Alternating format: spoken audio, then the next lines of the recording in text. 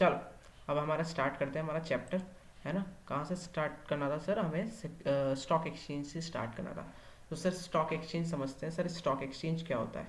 Stock exchange sir basically वो platform होता है, या कहे तो वो ऑर्गेनाइजेशन होता है, वो इंस्टीट्यूट होता है जो कि हमें क्या प्रोवाइड करता है सर, एक प्लेटफॉर्म प्रोवाइड करता है जिसमें हम बाइंग एंड सेलिंग कर सकते हैं मार्केटेबल सिक्योरिटीज़ की, है ना। सबसे पहले तो सर आप समझो, मार्केटेबल सिक्योरिटीज़ का मतलब यहाँ पे करा जा रहा है, कहा जा रहा है सर, स्टॉक्स, बॉन्ड्स, या कहे तो शेयर्स, डिबेंचर्स, बॉन्ड्स की बात कही जा रही है, ठीक है ना सर।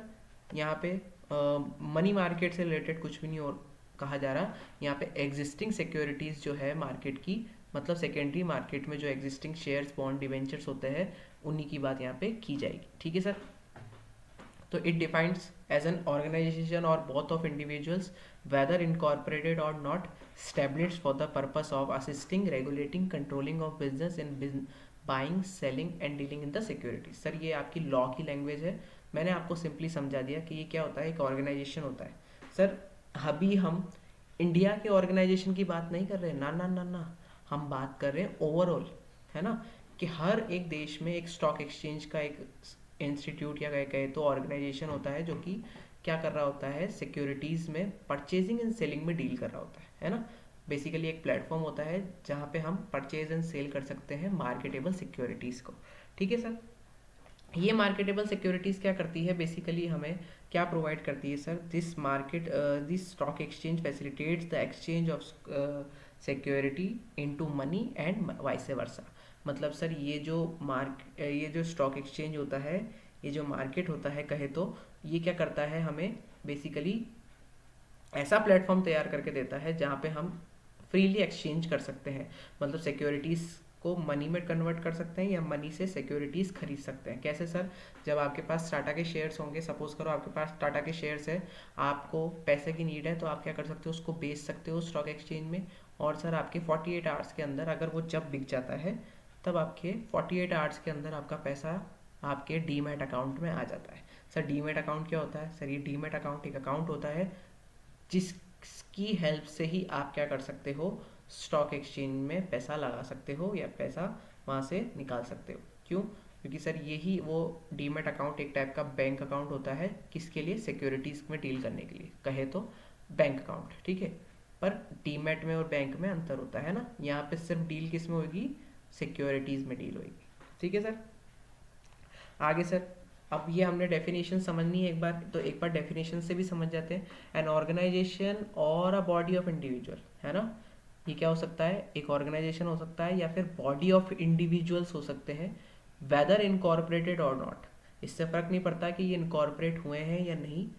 इसके बाद यहाँ कॉमा है, आपके इसमें नोट्स में कॉमा लगाना भूल गए हैं, ठीक है। तो आपको याद रखना है, वेदर इनकॉर्पोरेटेड और not, establish for the purpose of assisting, regulating and controlling. ये स्टैब्लिश क्यों हुआ है?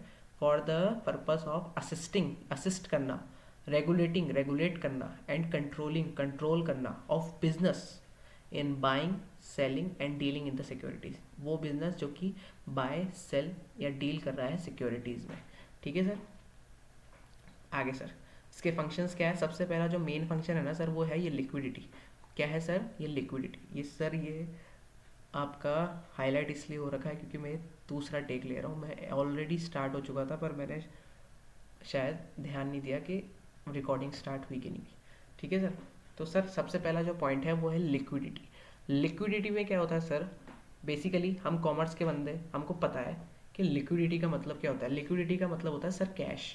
हम कैश फ्लो स्टेटमेंट में भी पढ़ते हैं हम कि अगर लिक्विड एसेट्स कौन कौन से उससे एक होता है sir cash and cash equivalent, और एक होता है मार्केटेबल सिक्योरिटीज़। मैंने कहा था ये सारे लिक्विड्स होते हैं, क्योंकि मार्केटेबल सिक्योरिटीज़ में एक बार मार्केट में अगर सिक्योरिटीज़ बिक गई, मतलब स्टॉक एक्सचेंज में सिक्योरिटीज़ हमारी बिक गई, तो सर हमारा पैसा 48 आवर्स के अंदर वो आ जाता है।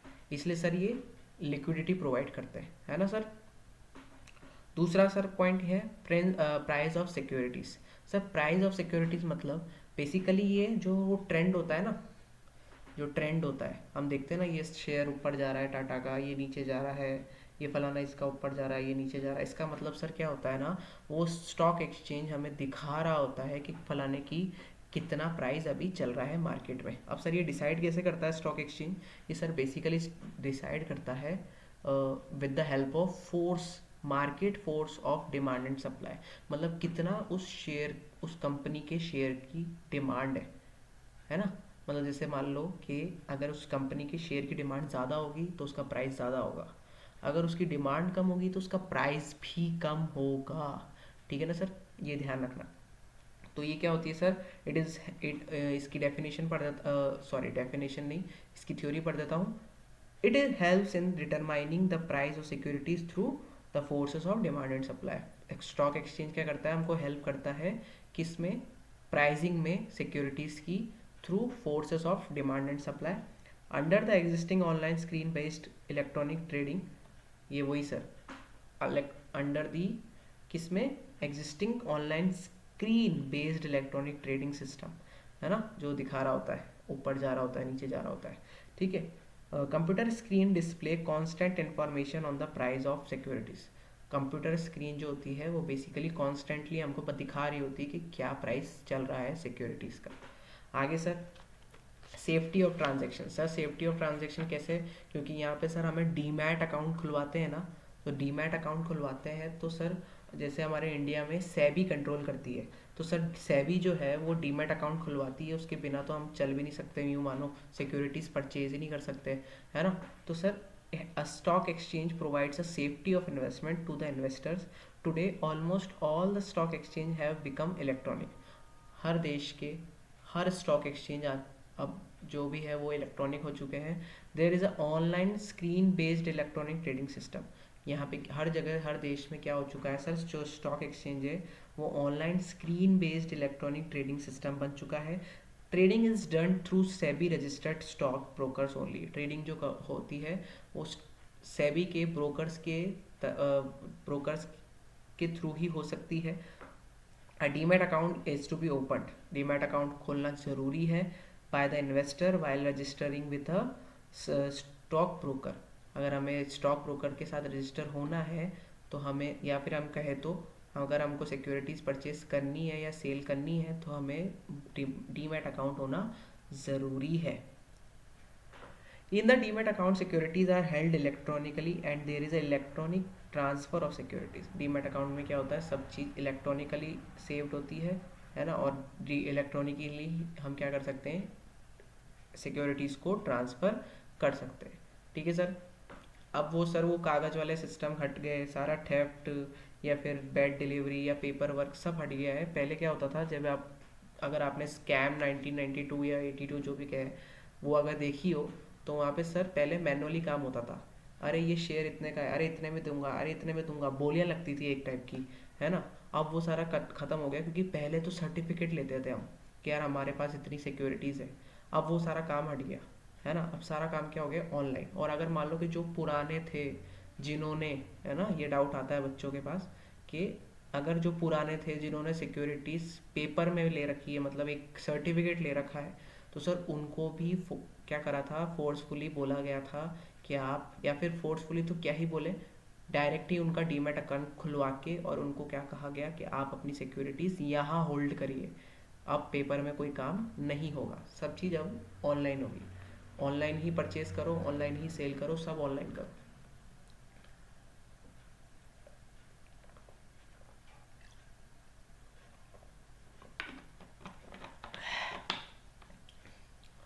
अब सर आगे सर दे रखा है contributes to economic growth. Sir ये कंट्रीब्यूट करता है सर इकोनॉमिक ग्रोथ में, है ना। सेफ्टी हो गया, कंट्रीब्यूट्स टू इकोनॉमिक ग्रोथ। अब सर ये कंट्रीब्यूट्स टू इकोनॉमिक ग्रोथ क्या है सर, हमारी इकोनॉमिक ग्रोथ दिखाता ही सर स्टॉक एक्सचेंज है। हमारी इकोनॉमिक ग्रोथ सर दिखाता ही कौन है सर, स्टॉक एक्सचेंज है। कैसे सर, निफ्टी फिफ्टी का नाम सुना होगा आपने, है ना। तो सर निफ्टी फिफ्टी में क्या होता है सर, हमारी 50 टॉप कंपनीज है जो कि क्या कर रही होती है, बेसिकली ट्रेंड दिखा रहे होते हैं उसका कि वो बढ़ रही है या घट रही है, लॉस मेकिंग हो रही है या प्रॉफिट मेकिंग हो रही है। तो उसके हिसाब से हमारी जीडीपी भी डिसाइड हो जाती है कि यार जीडीपी बढ़ेगी या घटेगी इस साल, है ना सर। तो सर जो स्टॉक एक्सचेंज है in the stock exchange is a market, सुनना, the stock exchange is a market which existing securities are brought and sold, ये तो हमने पढ़ ही लिया। Through the process of reinvestment and disinvestment savings get channelized into the most productive investment avenues. क्या बोल रहा है सर, ये हमारी कंट्रीब्यूट कैसे करती है इकोनॉमिक ग्रोथ में, क्योंकि सर जो हमारी सेविंग्स होती है सर, हाउस होल्ड जो होते हैं ना, वो बेसिकली क्या करते हैं, सेविंग करते हैं। तो सेविंग करते हैं किस में सर, मार्केटेबल सिक्योरिटीज़ में, है ना, मार्केटेबल सिक्योरिटीज़ खरीद के उसमें सेविंग करना चाहते हैं। तो सर उससे क्या होता है, नया पैसा आता रहता है मार्केट में, है ना, क्योंकि लोग क्या करते हैं, खरीदते रहते हैं बेचते रहते हैं, खरीदते रहते हैं बेचते रहते हैं। अब जैसे सपोज करना कि कोई चीज़ 5 रुपए की है, मतलब सपोज करो शेयर किसी कंपनी का 5 रुपए का है, अब वो शेयर बढ़ के कितना हो गया, 8 रुपए का हो गया, और मान लो किसी ने सेल कर दिया, मान लो मैंने सेल कर दिया, मेरे पास टाटा के शेयर थे, पहले 5 रुपए में खरीदे थे, अब वो 8 रुपए के हो गए, मैंने 3 रुपए का फ़ायदा कमा के मैंने सेल कर दिया।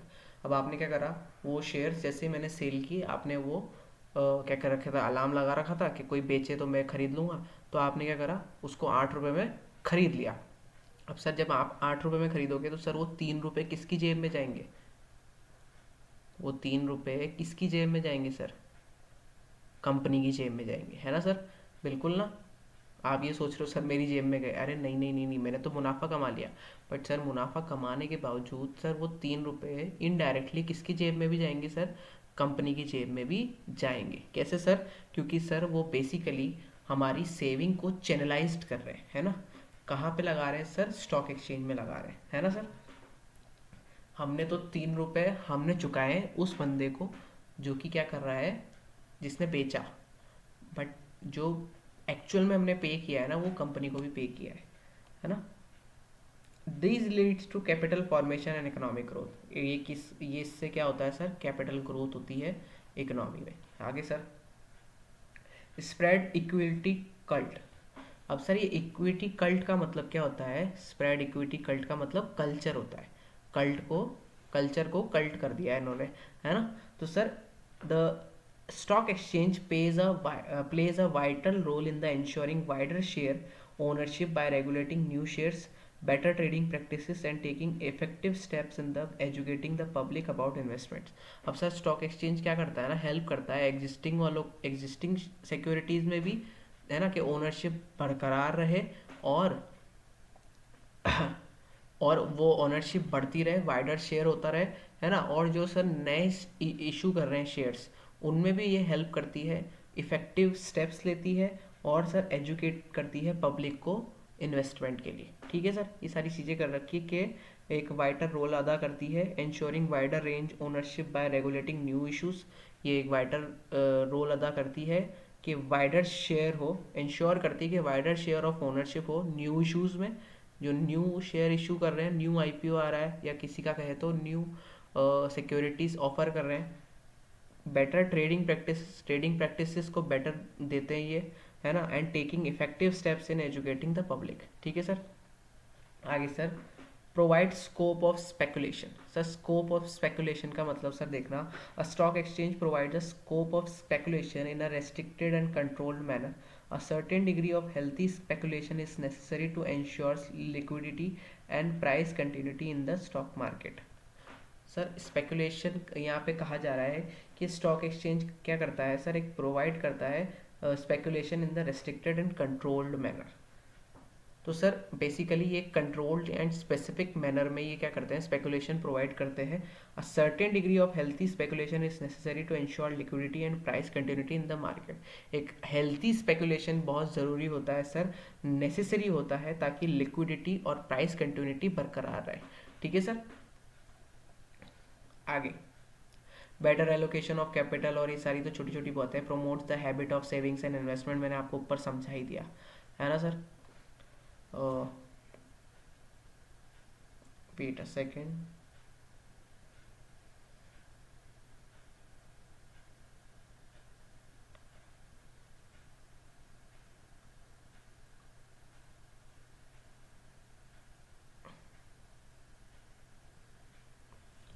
हाँ आगे सर,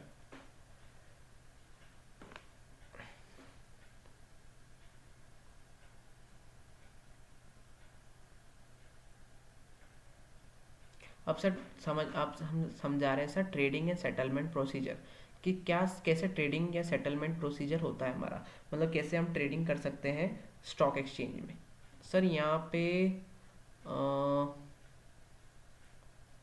पे सर हमें बेसिकली स्पेकुलेशन के बारे में बहुत समझाया जाता है ना, क्योंकि सर हम जो पैसा लगाते हैं बेसिकली कहे तो स्पेकुलेशन का मतलब होता है सट्टा, है ना।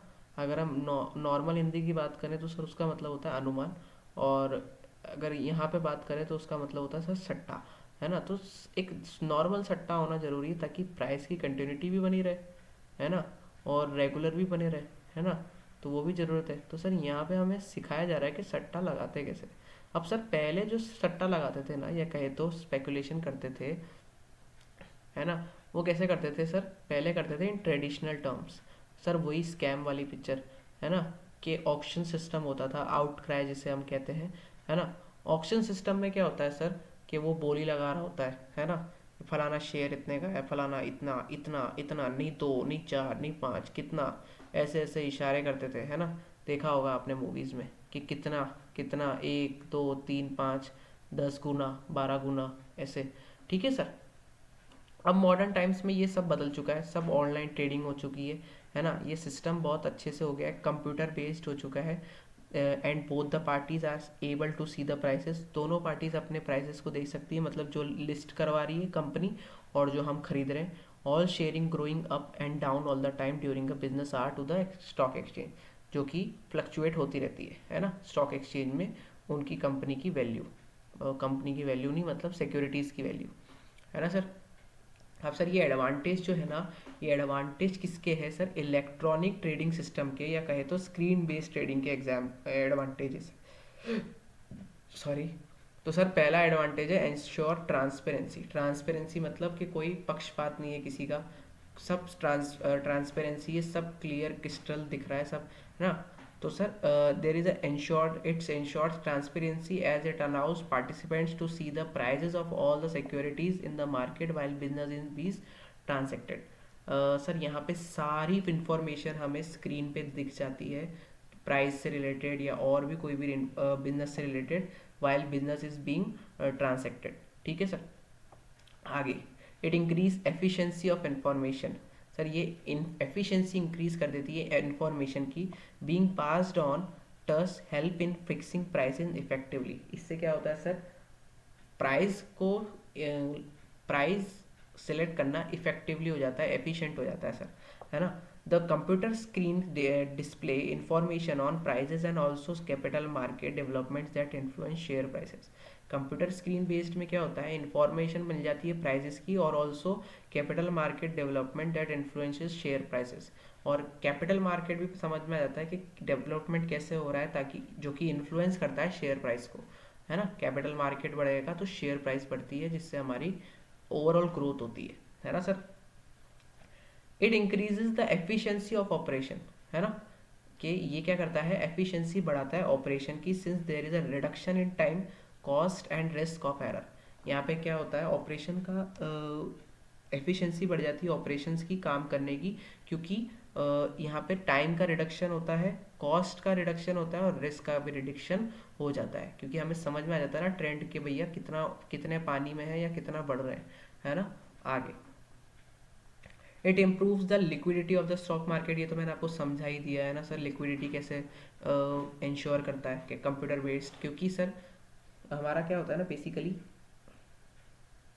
हमें पता चल जाता है कि यार ये फलानी नीचे जा रही है, तो उसको पहले बेच देते हैं हम, है ना। तो हमारा क्या करते हैं, हम पैसा झट से हम हमारा निकाल लेते हैं, या झट से पैसा डाल भी देते हैं, है ना sir. Because a large number of participants can trade with each other, people from all over the country and even abroad can buy and sell securities through broker without knowing each other। Sir यहाँ पे क्या हो सकता है, बहुत सारे large number of participants होते हैं जो कि ट्रेडिंग कर रहे होते हैं ईच अदर, है ना, एक दूसरे से। और सर यहाँ पे कोई भी कंट्री का बंदा, इवन अब्रॉड का भी बंदा क्या कर सकता है सर, बाय एंड सेल कर सकता है ब्रोकर्स के through without knowing each other, है ना। अब ज़रूरी नहीं है कि उस ब्रोकर को वो जानते भी हो। सर अब ऑनलाइन ट्रेडिंग में ब्रोकर ओहो कौन गए सर, ये एंजल वन वगैरह ही हो चुके हैं, है ना, ग्रो ऐप वगैरह। ठीक है, ये भी ब्रोकर ही होते हैं बेसिकली। आगे sir, it is a provides a single trading platform. Sir ये एक सिंगल ट्रेडिंग प्लेटफॉर्म प्रोवाइड करते हैं। All the trading centres spread over the country have been brought on to one trading platform. सारे जो भी stock exchange के apps चल रहे हैं, या कहे तो जो भी ट्रेडिंग सेंटर्स चल रहे हैं, वो किस पे आते हैं, इसी पे ही आते हैं, एक ही ट्रेडिंग प्लेटफॉर्म पे लाते हैं इनको, that is stock exchange. Now we can buy and sell share through online trading only. अब हम क्या कर सकते, अब हमारा सिर्फ एक ही मेथड रह चुका है ऑनलाइन ट्रेडिंग। अब हम ऑफलाइन नहीं कर सकते, बंद हो चुका है वो हर जगह, है ना। अब जो भी है वो ऑनलाइन है, स्टॉक एक्सचेंज। ठीक है सर, इसका कोई ज्योग्राफिकल एरिया नहीं है। अब सर आगे दे रखा है steps in trading and settlement procedure.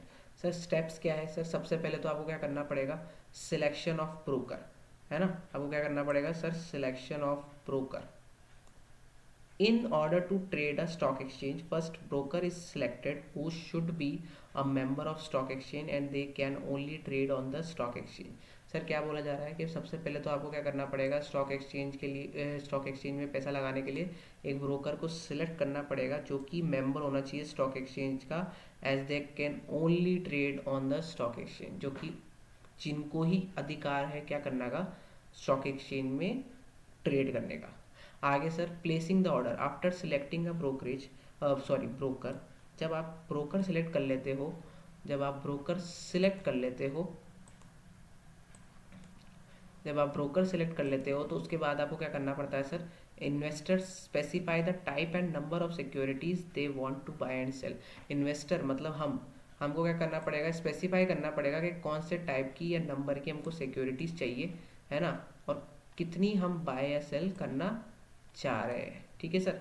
आगे sir executing the order, the broker will buy and sell the securities, the broker will buy and sell the securities as per the instructions of investor।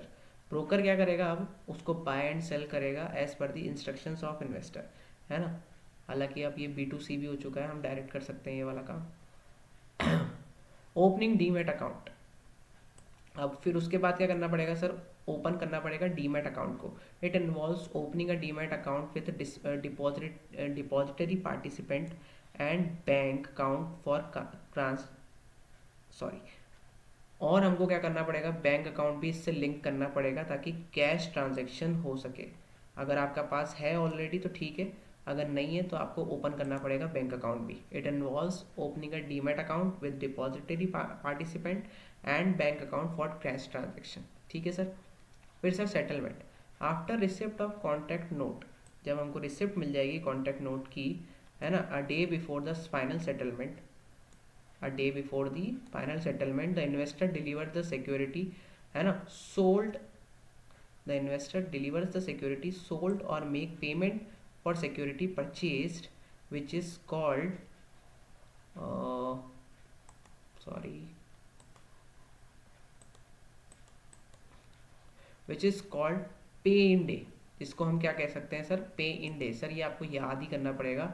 On T+2 day the broker deliver, T+2 day the broker deliver payments और securities to the exchange, है ना। और जब T+2 day हो जाएगा, मतलब जो वो था दिन था, पेमेंट का डे था, उसके बाद जो 2 दिन हो जाएंगे, उसके बाद ब्रोकर क्या कर देगा, डिलीवर कर देगा payment and security for exchange को। ठीक है। आगे सर ये समझ में नहीं आया तो एक और बार सुनो, है ना, वरना इसको स्किप करो। क्या बोला जा रहा है कि लास्ट वाला पॉइंट क्या बोला जा रहा है कि जब सेटलमेंट का डे होता है ना, तो हमको कॉन्टैक्ट नोट की रिसिप्ट मिलती है और day before the final settlement, final settlement से एक दिन पहले जो इन्वेस्टर क्या करता है, डिलीवर करता है सिक्योरिटीज सोल्ड और make payment for the security purchase. वो क्या करता है, या तो सोल्ड करता है या परचेज की पेमेंट करता है ना। फिर विच इज कॉल्ड पे इन डे, जिसको कहलाता है, जो कहलाता है सर पे in day. On T+2 day, मतलब टुडे और टुडे आज का दिन और उसके बाद +2 दिन, द ब्रोकर डिलीवर पेमेंट और सिक्योरिटी टू द एक्सचेंज। फिर उसके बाद क्या करता है ब्रोकर, क्या करता है, पेमेंट डिलीवर करता है या फिर सिक्योरिटीज को एक्सचेंज करता है। ठीक है सर। आप सर डीमटेरियलाइजेशन क्या होता है sir? It refers to the process of cancelling the physical form of securities and converting them into electronic form. Sir यही वो चीज़ है जो मेन थी, मैंने आपको ऊपर समझानी चाहिए कि अब कोई फिजिकल फॉर्म में उन किसी के पास सर्टिफिकेट्स नहीं है कि मैंने फलानी कंपनी का क्या कर रखा है, सिक्योरिटीज़ खरीद रखी है या कहे तो शेयर्स खरीद रखे हैं। क्यों? क्योंकि अब इनको बोला गया डीमटेरियलाइजेशन, मतलब बेसिकली इनको फोर्स किया गया कि भैया अब आपको सर्टिफिकेट्स रखने की ज़रूरत नहीं है, अब आप क्या करो, अपने सर्टिफिकेट्स को आओ और उसको इलेक्ट्रॉनिक फॉर्म में क्या कर लो, अपने साथ ले जाओ, कन्वर्ट कर लो। It was introduced under the depository act 1966। ठीक है sir. Working of demat system. अब सर ये वर्किंग कैसे होती है डीमैट सिस्टम की, इसे समझते हैं। Identifying depository participants either bank, broker और फाइनेंशियल इंस्टीट्यूशंस एंड अकाउंटिंग। इसे एक काम करते हैं हम कि इसे हम नेक्स्ट वीडियो में समझते हैं। ठीक है सर, अभी के लिए इतना ही काफ़ी है, 25 मिनट की हो गई है। चल ठीक है।